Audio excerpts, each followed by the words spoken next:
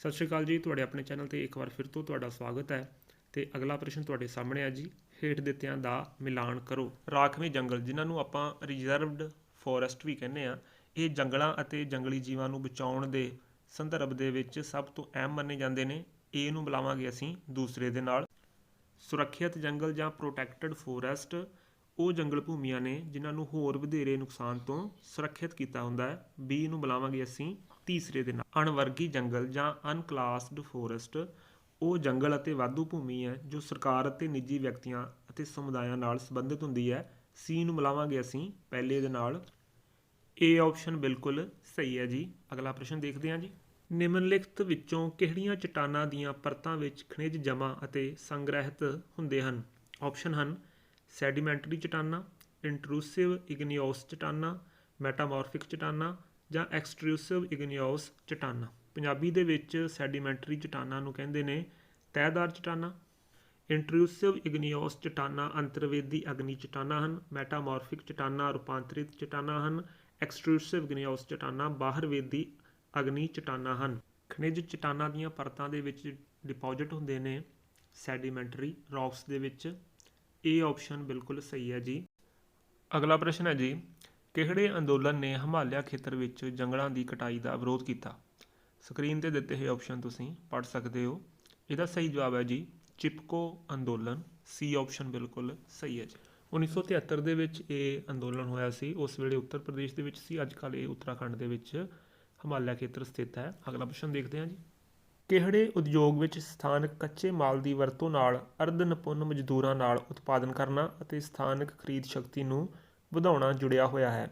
Option ਹਨ ਘਰੇਲੂ ਉਦਯੋਗ, ਛੋਟੇ ਪੱਧਰ ਦੇ ਉਦਯੋਗ, ਵੱਡੇ ਪੱਧਰ ਦੇ ਉਦਯੋਗ ਅਤੇ ਖਣਿਜ ਆਧਾਰਿਤ ਉਦਯੋਗ।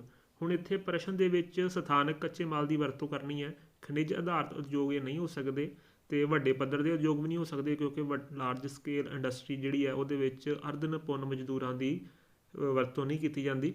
ਘਰੇਲੂ ਉਦਯੋਗ ਘਰਾਂ ਦੇ ਨਾਲ ਸੰਬੰਧਿਤ ਹੁੰਦੇ ਆ ਅਤੇ ਛੋਟੇ ਪੱਧਰ ਦੇ ਉਦਯੋਗ ਜਿਹੜੇ ਨੇ ਉਹ ਸਥਾਨਕ ਕੱਚੇ ਮਾਲ ਦੀ ਵਰਤੋਂ ਕਰਕੇ ਅਰਧ ਨਿਪੁੰਨ ਮਜ਼ਦੂਰਾਂ ਨਾਲ ਉਤਪਾਦਨ ਕਰਦੇ ਨੇ। ਬੀ ਆਪਸ਼ਨ ਬਿਲਕੁਲ ਸਹੀ ਹੈ ਜੀ। ਅਗਲਾ ਪ੍ਰਸ਼ਨ ਹੈ ਜੀ। ਨਿਮਨਲਿਖਤ ਵਿੱਚੋਂ ਕਿਹੜੀ ਬੰਦਰਗਾਹ ਅਜਿਹੀ ਸੰਗ੍ਰਹਿ ਹੈ ਕਲੈਕਸ਼ਨ ਸੈਂਟਰ ਇਕਾਈ ਦੇ ਤੌਰ 'ਤੇ ਕੰਮ ਕਰਦੀ ਹੈ ਜਿੱਥੇ ਦੂਸਰੇ ਦੇਸ਼ਾਂ ਤੋਂ ਨਿਰਯਾਤ ਲਈ ਵਸਤਾਂ ਲਿਆਂਦੀਆਂ ਜਾਂਦੀਆਂ ਹਨ? ਆਪਸ਼ਨ ਹਨ packet station, ports of call, naval ports ਜਾਂ ਐਂਟਰੀ ਪੋਰਟ। ਜਿਹੜਾ ਪੈਕਟ ਸਟੇਸ਼ਨ ਹੁੰਦਾ ਹੈ ਇਹ ਛੋਟੇ ਡਿਸਟੈਂਸ ਵਾਸਤੇ ਆਮ ਤੌਰ 'ਤੇ ਇਹਨੂੰ ਫੈਰੀ ਪੋਰਟਸ ਵੀ ਕਹਿੰਦੇ ਨੇ। ਆਮ ਤੌਰ 'ਤੇ ਇਹਦੇ ਵਿੱਚ ਪੈਸੰਜਰ ਜਾਂ ਮੇਲ ਟਰਾਂਸਪੋਰਟ ਹੁੰਦੇ ਨੇ। ਪੋਰਟਸ ਆਫ ਕਾਲ ਜਿਹੜਾ ਹੈ ਇਹਦੇ ਵਿੱਚ ਲੰਬੇ ਸੀ ਰੂਟ ਦੇ ਵਿੱਚ ਜਹਾਜ਼ਾਂ ਨੂੰ ਰੀਫਿਊਲ ਕਰਨ ਵਾਸਤੇ ਪੋਰਟਸ ਆਫ ਕਾਲ ਦੀ ਵਰਤੋਂ ਕੀਤੀ ਜਾਂਦੀ ਹੈ। ਇਹਦੇ ਵਿੱਚ ਪੈਸੰਜਰ ਵੀ ਜਾਂਦੇ ਨੇ, ਪਰ ਜਿਹੜਾ ਨੇਵਲ ਪੋਰਟਸ ਹੈ ਇਹਦੇ ਵਿੱਚ ਸਿਰਫ ਨੇਵੀ ਵਾਸਤੇ ਇਹ ਰਿਜ਼ਰਵ ਹੁੰਦਾ ਹੈ। ਨੇਵੀ ਦੇ ਵਾਰਸ਼ਿਪ ਵਗੈਰਾ ਇਹਦੇ ਵਿੱਚ ਹੁੰਦੇ ਨੇ। ਅਤੇ ਜਿਹੜਾ ਐਂਟਰੀ ਪੋਰਟਸ ਹੈ ਇਹ ਇੱਕ ਅਜਿਹਾ ਕਲੈਕਸ਼ਨ ਪੁਆਇੰਟ ਹੁੰਦਾ ਹੈ ਜਿੱਥੇ ਵੱਖ-ਵੱਖ ਦੇਸ਼ਾਂ ਤੋਂ ਨਿਰਯਾਤ ਲਈ ਵਸਤੂਆਂ ਲਿਆਂਦੀਆਂ ਜਾਂਦੀਆਂ ਹਨ। ਡੀ ਆਪਸ਼ਨ ਬਿਲਕੁਲ ਸਹੀ ਹੈ ਜੀ। ਅਗਲਾ ਪ੍ਰਸ਼ਨ ਦੇਖਦੇ ਹਾਂ ਜੀ। ਮਨੁੱਖੀ ਵਿਕਾਸ ਦੀਆਂ ਪਹੁੰਚ ਵਿਧੀਆਂ ਦੇ ਸੰਦਰਭ ਵਿੱਚ ਨਿਮਨਲਿਖਤ ਵਿੱਚੋਂ ਕਿਹੜਾ ਕਥਨ ਗਲਤ ਹੈ? ਏ, ਬੀ, ਸੀ ਅਤੇ ਡੀ। ਇਹਨਾਂ ਆਪਸ਼ਨਾਂ ਦੇ ਵਿੱਚ ਅਪਰੋਚਸ ਟੂ ਹਿਊਮਨ ਡਿਵੈਲਪਮੈਂਟ ਦੀਆਂ 4 ਅਪਰੋਚਾਂ ਦਿੱਤੀਆਂ ਨੇ। ਏ ਆਪਸ਼ਨ ਦੇ ਵਿੱਚ ਆਮਦਨ ਪਹੁੰਚ ਵਿਧੀ ਦੱਸੀ ਗਈ ਹੈ। ਬੀ ਆਪਸ਼ਨ ਕਲਿਆਣਕਾਰੀ ਪਹੁੰਚ ਵਿਧੀ। ਸੀ ਦੇ ਵਿੱਚ ਮੁੱਢਲੀਆਂ ਜ਼ਰੂਰਤਾਂ ਵਾਲੀ ਬੇਸਿਕ ਨੀਡ ਦੀ ਪਹੁੰਚ ਵਿਧੀ ਹੈ ਅਤੇ ਡੀ ਆਪਸ਼ਨ ਕਾਬਲੀਅਤ ਪਹੁੰਚ ਵਿਧੀ ਹੈ। ਹੁਣ ਇਹਦੇ ਵਿੱਚ ਅਸੀਂ ਦੱਸਣਾ ਹੈ ਕਿ ਕਿਹੜਾ ਕਥਨ ਗਲਤ ਹੈ। ਜਿਹੜੀ ਕੈਪੇਬਿਲਿਟੀ ਅਪਰੋਚ ਹੈ ਕਾਬਲੀਅਤ ਪਹੁੰਚ ਵਿਧੀ, ਇਹ ਪ੍ਰੋਫੈਸਰ ਅਮਰਤਿਆ ਸੇਨ ਨਾਲ ਸੰਬੰਧਿਤ ਹੈ, ਪਰ ਇੱਥੇ ਦਿੱਤੇ ਹੋਏ ਆਪਸ਼ਨਾਂ ਦੇ ਵਿੱਚ ਵੈਲਫੇਅਰ ਅਪਰੋਚ ਨੂੰ ਪ੍ਰੋਫੈਸਰ ਅਮਰਤਿਆ ਸੇਨ ਨਾਲ ਸੰਬੰਧਿਤ ਕਿਹਾ ਗਿਆ ਹੈ। ਬੀ ਆਪਸ਼ਨ ਗਲਤ ਹੈ ਜੀ। ਇਸ ਸਵਾਲ ਦਾ ਸਹੀ ਜਵਾਬ ਹੋ ਜਾਏਗਾ ਜੀ ਬੀ ਆਪਸ਼ਨ। ਅੱਗੇ ਹੈ ਜੀ। ਨਿਮਨਲਿਖਤ ਵਿੱਚੋਂ ਕਿਹੜਾ ਲੋਹਮਈ ਖਣਿਜ ਹੈ? ਆਪਸ਼ਨ ਹਨ ਲਾਈਮਸਟੋਨ, ਅਬਰਕ, ਮੈਗਨੀਜ਼ ਅਤੇ ਜਿਪਸਮ। ਜਿਹੜਾ ਫੈਰਸ ਮਿਨਰਲ ਹੈ ਇਹ ਮੈਗਨੀਜ਼ ਹੈ। ਇਹਦੀ ਵਰਤੋਂ ਸਟੀਲ ਬਣਾਉਣ ਦੇ ਵਿੱਚ ਵੀ ਕੀਤੀ ਜਾਂਦੀ ਹੈ। ਸੀ ਆਪਸ਼ਨ ਬਿਲਕੁਲ ਸਹੀ ਹੈ ਜੀ। ਅੱਗੇ ਹੈ ਜੀ। ਨਿਮਨਲਿਖਤ ਵਿੱਚੋਂ ਕਿਹੜਾ ਵਾਤਾਵਰਨ ਉਪਯੋਗੀ ਸਵੈ ਚਾਲਕ ਵਾਹਨਾਂ ਦਾ ਬਾਲਣ ਹੈ ਜੋ ਘੱਟ ਪ੍ਰਦੂਸ਼ਣ ਕਰਦਾ ਹੈ? ਆਪਸ਼ਨ ਹਨ petroleum, diesel, compress natural gas, CNG ਜਾਂ ਕੋਲਾ। ਇਹਨਾਂ ਦੇ ਵਿੱਚੋਂ CNG, ਸੀ ਆਪਸ਼ਨ ਬਿਲਕੁਲ ਸਹੀ ਹੈ ਜੀ। ਅਗਲਾ ਪ੍ਰਸ਼ਨ ਹੈ ਜੀ। ਜਦੋਂ ਕੋਈ ਅਧਿਆਪਕ ਵਸਤਾਂ ਅਤੇ ਘਟਨਾਵਾਂ ਦਾ ਬਹੁਤ ਹੀ ਇੰਟਰਸਟਿੰਗ ਤਰਤੀਬ ਦੇ ਨਾਲ ਸਾਰਣੀਕਰਨ ਕਰਕੇ ਸ਼ਬਦਿਕ ਸੰਗ੍ਰਹਿ ਤਿਆਰ ਕਰਦਾ ਹੈ ਤਾਂ ਕਿਹੜੀ ਅਧਿਆਪਨ ਰਣਨੀਤੀ ਉਪਯੋਗ ਕੀਤੀ ਜਾਂਦੀ ਹੈ? ਆਪਸ਼ਨ ਹੈ ਬਿਰਤਾਂਤ ਰਣਨੀਤੀ, ਭੂਮਿਕਾ ਨਿਭਾਉਣਾ ਰਣਨੀਤੀ, ਮਿਲਵਰਤਨ ਰਣਨੀਤੀ ਜਾਂ ਨਾਟਕਕਾਰੀ ਰਣਨੀਤੀ। ਭੂਮਿਕਾ ਨਿਭਾਉਣਾ ਰਣਨੀਤੀ ਜਿਹੜੀ ਆ ਰੋਲ ਪਲੇਇੰਗ ਰਣਨੀਤੀ ਹੁੰਦੀ ਹੈ ਅਤੇ ਨਾਟਕਕਾਰੀ ਨੀਤੀ ਜਿਹੜੀ ਆ ਡਰਾਮਾਟਾਈਜੇਸ਼ਨ ਰਣਨੀਤੀ ਹੁੰਦੀ ਹੈ। ਮਿਲਵਰਤਨ ਰਣਨੀਤੀ ਦੇ ਵਿੱਚ ਬੱਚੇ ਨਾਲ ਮਿਲ ਕੇ ਪੜ੍ਹਦੇ ਨੇ ਅਤੇ ਜਿਹੜੀ ਸਭ ਤੋਂ ਪਹਿਲੀ ਨੀਤੀ ਇੱਥੇ ਦੱਸੀ ਹੈ ਬਿਰਤਾਂਤ ਰਣਨੀਤੀ, ਜਿਹਨੂੰ ਨਰੇਟਿਵ ਸਟਰੈਟਜੀ ਕਹਿੰਦੇ ਨੇ, ਇਹਦੇ ਵਿੱਚ ਅਧਿਆਪਕ ਵਸਤਾਂ ਅਤੇ ਘਟਨਾਵਾਂ ਦਾ ਤਰਤੀਬ ਵਾਰ ਬੜੇ ਇੰਟਰਸਟਿੰਗ ਵੇ ਦੇ ਨਾਲ ਉਹਦੀ ਕਲੈਕਸ਼ਨ ਕਰਕੇ ਅਤੇ ਵਰਬਲ ਅਕਾਊਂਟ ਸ਼ਬਦਿਕ ਸੰਗ੍ਰਹਿ ਤਿਆਰ ਕਰਦਾ ਹੈ। ਇਹ ਆਪਸ਼ਨ ਬਿਲਕੁਲ ਸਹੀ ਹੈ ਜੀ। ਅੱਗੇ ਆ ਜੀ, ਸਮਾਜਿਕ ਵਿਗਿਆਨ ਦੇ ਅਧਿਆਪਨ ਨਾਲ ਉਹ ਕਿਹੜਾ ਮੁੱਲ ਵੈਲਿਊ ਅਪਣਾਇਆ ਜਾਂਦਾ ਹੈ ਜਿਹੜਾ ਕਿਸੇ ਸਮਾਜ ਵਿੱਚ ਕਿਸੇ ਖਾਸ ਸਮੇਂ 'ਤੇ ਵਿਭਿੰਨ ਕਿੱਤਿਆਂ ਅਤੇ ਕਾਰੋਬਾਰਾਂ ਲਈ ਰਸਤੇ ਅਤੇ ਦਾਖਲਾ ਯਾਨੀ ਕਿ ਐਂਟਰੀ ਪ੍ਰਦਾਨ ਕਰਦਾ ਹੈ? ਆਪਸ਼ਨ ਹਨ ਅਨੁਸ਼ਾਸਨੀ ਮੁੱਲ, ਵਿਹਾਰਕ ਮੁੱਲ, ਕਿੱਤਾ ਮੁਖੀ ਮੁੱਲ ਜਾਂ ਰਾਜਨੀਤਿਕ ਮੁੱਲ। ਇੱਥੇ ਵੱਖ-ਵੱਖ ਵੈਲਿਊਜ਼ ਦੀ ਗੱਲ ਕੀਤੀ ਗਈ ਹੈ। ਰਾਜਨੀਤਿਕ value, political value, practical value, vocational value ਅਤੇ ਅਨੁਸ਼ਾਸਨ ਦੀਆਂ ਵੈਲਿਊਜ਼।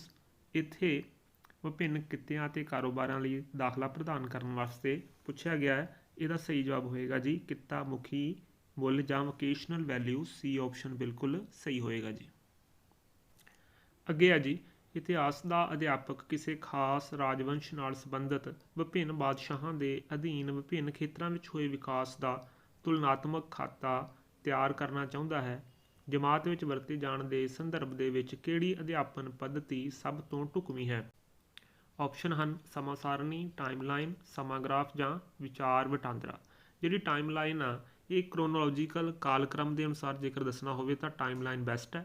ਇੱਥੇ ਸਮਾਂ ਸਾਰਣੀ ਯਾਨੀ ਕਿ ਟਾਈਮ ਚਾਰਟ ਸਹੀ ਰਹੇਗਾ ਕਿਉਂਕਿ ਇੱਥੇ ਵੱਖ-ਵੱਖ ਰਾਜਿਆਂ ਦੇ ਟਾਈਮ ਪੀਰੀਅਡ ਨੂੰ, ਉਹਨਾਂ ਦੇ ਰਾਜ ਦਾ ਟਾਈਮ ਪੀਰੀਅਡ ਜਿਹੜਾ ਕਦੋਂ ਤੋਂ ਕਦੋਂ ਤੱਕ ਇਹ ਦੱਸਣਾ ਹੈ। ਇਹਦੇ ਵਾਸਤੇ ਸਮਾਂ ਸਾਰਣੀ ਬਿਲਕੁਲ ਬੈਸਟ ਹੈ ਜੀ। ਇਹ ਆਪਸ਼ਨ ਬਿਲਕੁਲ ਸਹੀ ਹੈ ਜੀ। ਅਗਲਾ ਪ੍ਰਸ਼ਨ ਦੇਖਦੇ ਹਾਂ ਜੀ। ਗਲੈਸਰ ਦੁਆਰਾ ਦਿੱਤੀ ਗਈ ਤਰਤੀਬ ਦੇ ਅਨੁਸਾਰ ਜਮਾਤ ਵਿੱਚ ਅੰਤਰ ਕਿਰਿਆਵਾਂ ਕਲਾਸਰੂਮ ਐਕਟੀਵਿਟੀਜ਼ ਦੀ ਗੱਲ ਕੀਤੀ ਹੈ। ਸਕਰੀਨ 'ਤੇ ਦਿੱਤੇ ਹੋਏ ਆਪਸ਼ਨ ਤੁਸੀਂ ਪੜ੍ਹ ਸਕਦੇ ਹੋ। ਜਿਹੜਾ ਗਲੈਸਰ ਹੈ ਇੱਕ ਐਜੂਕੇਸ਼ਨਲ ਸਾਈਕੋਲੋਜੀ ਦਾ ਐਕਸਪਰਟ ਹੈ। ਉਹਨੇ ਕਲਾਸਰੂਮ ਐਕਟੀਵਿਟੀ ਬਾਰੇ ਇੱਕ ਮਾਡਲ ਤਿਆਰ ਕੀਤਾ। ਉਹਦੇ ਵਿੱਚ ਸਭ ਤੋਂ ਪਹਿਲਾ ਉਹਦਾ ਸਟੈਪ ਇਹ ਹੈ ਕਿ ਸਿੱਖਿਆ ਉਦੇਸ਼ ਤਿਆਰ ਕਰਨਾ। ਇੱਥੇ ਦਿੱਤੇ ਹੋਏ ਆਪਸ਼ਨਾਂ ਦੇ ਵਿੱਚ ਕੀ ਹੈ? ਹਦਾਇਤ ਟੀਚਿਆਂ ਨੂੰ ਤਿਆਰ ਕਰਨਾ। ਇੰਸਟਰਕਸ਼ਨਲ ਉਦੇਸ਼ ਸਾਨੂੰ ਪਤਾ ਹੋਣੇ ਚਾਹੀਦੇ ਆ ਕਿ ਅਸੀਂ ਟੀਚੇ ਮਿਥ ਲਈ ਕਿ ਅਸੀਂ ਬੱਚਿਆਂ ਨੂੰ ਕੀ ਸਿਖਾਉਣਾ ਹੈ। ਉਸ ਤੋਂ ਬਾਅਦ ਕੀ ਹੈ? Entry behaviour assessment. ਦੂਜੇ ਨੰਬਰ 'ਤੇ ਅਸੀਂ ਕਰਨਾ ਹੈ ਕਿ ਦਾਖਲੇ ਵੇਲੇ ਵਿਵਹਾਰ ਦਾ ਨਿਰੀਖਣ ਕਰਨਾ ਹੈ ਕਿ ਵਿਦਿਆਰਥੀ ਨੂੰ ਪਹਿਲਾਂ ਕੀ ਆਉਂਦਾ ਹੈ, ਵਿਦਿਆਰਥੀ ਕੀ ਜਾਣਦੇ ਨੇ। ਉਸ ਤੋਂ ਬਾਅਦ ਤੀਸਰਾ ਸਟੈਪ ਹੁੰਦਾ ਹੈ ਜੀ ਇੰਸਟਰਕਸ਼ਨਲ ਪ੍ਰੋਸੀਜਰ ਯਾਨੀ ਕਿ ਹਦਾਇਤ ਪ੍ਰਕਿਰਿਆਵਾਂ ਸਿਖਾਉਣ ਲਈ ਢੰਗ ਅਪਣਾਉਣੇ। ਅਤੇ ਸਭ ਤੋਂ ਲਾਸਟ ਦੇ ਵਿੱਚ ਹੁੰਦਾ ਹੈ ਜੀ ਕਾਰਜਕਾਰੀ ਦਾ ਨਿਰੀਖਣ ਕਿ ਵਿਦਿਆਰਥੀਆਂ ਨੇ ਕੀ ਸਿੱਖਿਆ ਅਤੇ ਉਹਨਾਂ ਨੂੰ ਕਿੰਨਾ ਕੁ ਸਮਝ ਆਇਆ, ਯਾਨੀ ਕਿ ਆਪਾਂ ਅਸੈਸਮੈਂਟ ਕਰਨੀ ਹੈ। ਇੱਥੇ ਦਿੱਤੇ ਹੋਏ ਆਪਸ਼ਨਾਂ ਦੇ ਵਿੱਚੋਂ ਜਿਹੜਾ ਬੀ ਆਪਸ਼ਨ ਹੈ, ਜਿਹਦੇ ਵਿੱਚ ਦੂਜਾ ਪੁਆਇੰਟ ਪਹਿਲਾਂ ਕਰਨਾ, ਫਿਰ ਤੀਸਰਾ, ਫਿਰ ਪਹਿਲਾ ਅਤੇ ਫਿਰ ਚੌਥਾ, ਬੀ ਆਪਸ਼ਨ ਬਿਲਕੁਲ ਸਹੀ ਹੈ ਜੀ। ਅਗਲਾ ਪ੍ਰਸ਼ਨ ਦੇਖਦੇ ਹਾਂ ਜੀ। ਉਹ ਹਦਾਇਤ ਯਾਨੀ ਕਿ ਇੰਸਟਰਕਸ਼ਨ ਜਿਹੜੀ ਵਿਭਿੰਨ ਪ੍ਰਕਾਰ ਦੇ ਸਿੱਖਿਆਰਥੀਆਂ ਅਤੇ ਸਿੱਖਿਆ ਢੰਗਾਂ ਨੂੰ ਨਾਲ ਲੈ ਕੇ ਚੱਲਦੀ ਹੈ ਅਤੇ ਉਹਨਾਂ ਦੇ ਮੁਤਾਬਕ ਆਪਣੇ ਆਪ ਨੂੰ ਢਾਲ ਲੈਂਦੀ ਹੈ, ਉਸ ਨੂੰ ਕੀ ਕਿਹਾ ਜਾਂਦਾ ਹੈ? ਆਪਸ਼ਨ ਹਨ ਵਿਭਿੰਨਤਾ, ਅਧਿਆਪਕ ਕੇਂਦਰਿਤ, ਸਿੱਧੀ ਹਦਾਇਤ ਜਾਂ ਭਾਸ਼ਣ ਵਿਧੀ। ਇਸ ਤਰ੍ਹਾਂ ਦੀ ਹਦਾਇਤ ਨੂੰ ਕਹਿੰਦੇ ਨੇ, ਇਸ ਤਰ੍ਹਾਂ ਦੇ ਇੰਸਟਰਕਸ਼ਨ ਨੂੰ ਕਹਿੰਦੇ ਨੇ ਵਿਭਿੰਨਤਾ, ਜਿਹੜੇ ਵੱਖ-ਵੱਖ ਵਿਦਿਆਰਥੀਆਂ ਅਤੇ ਵੱਖ-ਵੱਖ ਸਿੱਖਿਆ ਢੰਗ ਨੂੰ ਨਾਲ ਲੈ ਕੇ ਚੱਲਦੀ ਹੈ। ਇਹ ਆਪਸ਼ਨ ਬਿਲਕੁਲ ਸਹੀ ਹੈ ਜੀ। ਅੱਗੇ ਹੈ ਜੀ ਸਮਾਜਿਕ ਵਿਗਿਆਨ ਦੇ ਅਧਿਆਪਨ ਅਤੇ ਸਿੱਖਣ ਦੀ ਪ੍ਰਕਿਰਿਆ ਵਿੱਚ ਨਿਮਨਲਿਖਤ ਵਿੱਚੋਂ ਕਿਹੜੇ ਢੰਗ ਪਹਾੜੀ ਇਲਾਕਿਆਂ ਅਤੇ ਭੂਗੋਲਿਕ ਇਮਾਰਤਾਂ ਦੇ ਸੈਰ ਸਪਾਟੇ ਦੀ ਇਜਾਜ਼ਤ ਦਿੰਦੇ ਹਨ? ਆਪਸ਼ਨ ਹਨ ਪ੍ਰਯੋਗਵਾਦੀ ਸਿੱਖਣ ਪ੍ਰਕਿਰਿਆ, ਦਿਮਾਗੀ ਫੁਰਨੇ, ਪਲਟਵੀਂ ਸਿੱਖਣ ਪ੍ਰਕਿਰਿਆ ਜਾਂ ਵਿਭਿੰਨ ਸਿੱਖਣ ਪ੍ਰਕਿਰਿਆ। ਇਸ ਤਰ੍ਹਾਂ ਦੀ ਸਿੱਖਣ ਪ੍ਰਕਿਰਿਆ ਜਿਹਦੇ ਵਿੱਚ ਐਜੂਕੇਸ਼ਨਲ ਟੂਰ ਲੈ ਕੇ ਜਾਂਦੇ ਹਾਂ, ਇਹਨਾਂ ਨੂੰ ਅਸੀਂ ਕਹਾਂਗੇ ਪ੍ਰਯੋਗਵਾਦੀ ਸਿੱਖਣ ਪ੍ਰਕਿਰਿਆ, ਐਕਸਪੈਰੀਮੈਂਟਲ ਲਰਨਿੰਗ। ਇਹ ਆਪਸ਼ਨ ਬਿਲਕੁਲ ਸਹੀ ਹੈ ਜੀ। ਅੱਗੇ ਹੈ ਜੀ ਟੋਲੀ ਅਧਿਆਪਨ ਯਾਨੀ ਕਿ ਟੀਮ ਟੀਚਿੰਗ ਦੀ ਬੁਨਿਆਦੀ ਮੁੱਖ ਪੂਰਵ ਕਲਪਨਾ ਕੀ ਹੈ? ਸਕਰੀਨ 'ਤੇ ਦਿੱਤੇ ਹੋਏ ਆਪਸ਼ਨ ਤੁਸੀਂ ਪੜ੍ਹ ਸਕਦੇ ਹੋ। ਟੀਮ ਟੀਚਿੰਗ ਜਾਂ ਟੋਲੀ ਅਧਿਆਪਨ ਅਧਿਆਪਕਾਂ ਦੇ ਸਹਿਯੋਗ 'ਤੇ ਆਧਾਰਿਤ ਹੈ, ਜਿੱਥੇ ਉਹ ਵਿਦਿਆਰਥੀਆਂ ਨੂੰ ਬਿਹਤਰ ਪੜ੍ਹਾਉਣ ਦੇ ਲਈ ਇਕੱਠੇ ਕੰਮ ਕਰਦੇ ਨੇ। ਇੱਥੇ ਇਹਦਾ ਸੀ ਆਪਸ਼ਨ ਸਹੀ ਹੈ ਜੀ। ਬਹੁਤ ਚੰਗੇ ਅਧਿਆਪਕ ਵਧੇਰੇ ਵਿਦਿਆਰਥੀਆਂ ਦੁਆਰਾ ਸਾਂਝੇ ਕੀਤੇ ਜਾ ਸਕਦੇ ਨੇ। ਸੀ ਜਵਾਬ ਬਿਲਕੁਲ ਸਹੀ ਹੈ ਜੀ। ਅਗਲਾ ਪ੍ਰਸ਼ਨ ਦੇਖਦੇ ਹਾਂ ਜੀ। ਜਮਾਤ ਵਿੱਚ ਵਿਸ਼ਾ ਵਸਤੂ ਯਾਨੀ ਕਿ ਸਬਜੈਕਟ ਮੈਟਰ ਨੂੰ ਤਸਵੀਰਾਂ, ਡਾਇਗਰਾਮਾਂ, ਗ੍ਰਾਫਾਂ, ਸਕੈਚਾਂ ਅਤੇ ਭਾਸ਼ਾ ਨਾਲ ਦਰਸਾਉਣ ਲਈ ਆਮ ਤੌਰ 'ਤੇ ਕਿਹੜਾ ਚਾਰਟ ਵਰਤਿਆ ਜਾਂਦਾ ਹੈ? ਆਪਸ਼ਨ ਹਨ ਮੁੱਦਾ ਚਾਰਟ, ਤਸਵੀਰਯੁਕਤ ਚਾਰਟ, ਰੁੱਖ ਚਾਰਟ ਜਾਂ ਸਾਰਣੀ ਚਾਰਟ। ਇਸ ਤਰ੍ਹਾਂ ਦੇ ਚਾਰਟ ਨੂੰ ਕਹਿੰਦੇ ਨੇ ਜੀ ਪਿਕਟੋਰੀਅਲ ਚਾਰਟ ਯਾਨੀ ਕਿ ਤਸਵੀਰਯੁਕਤ ਚਾਰਟ। ਬੀ ਆਪਸ਼ਨ ਬਿਲਕੁਲ ਸਹੀ ਹੈ ਜੀ। ਉਮੀਦ ਹੈ ਜੀ ਤੁਹਾਨੂੰ ਇਹ ਵੀਡੀਓ ਪਸੰਦ ਆਈ ਹੋਵੇਗੀ। ਇਸ ਤਰ੍ਹਾਂ ਦੀ ਹੋਰ ਵੀਡੀਓ ਲੈ ਕੇ ਤੁਹਾਡੇ ਸਾਹਮਣੇ ਜਲਦੀ ਹਾਜ਼ਰ ਹੋਵਾਂਗੇ। ਤਦ ਤੱਕ ਦੇ ਲਈ ਤੁਸੀਂ ਇਸ ਵੀਡੀਓ ਨੂੰ ਲਾਈਕ ਅਤੇ ਸ਼ੇਅਰ ਕਰਨਾ। ਧੰਨਵਾਦ।